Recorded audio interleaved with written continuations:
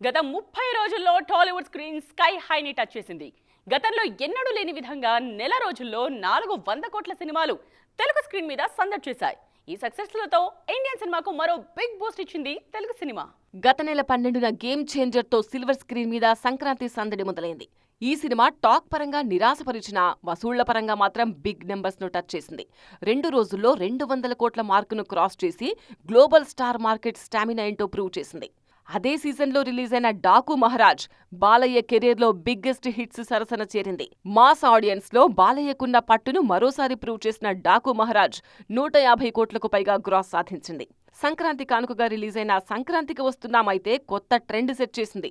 Minimum బడ్జెట్లో తెరకెక్కిన ఈ సినిమా 300 కోట్ల మార్కును క్రాస్ చేసి టాలీవుడ్ రీజనల్ మార్కెట్లో ఇండస్ట్రీ హిట్ గా నిలిచింది.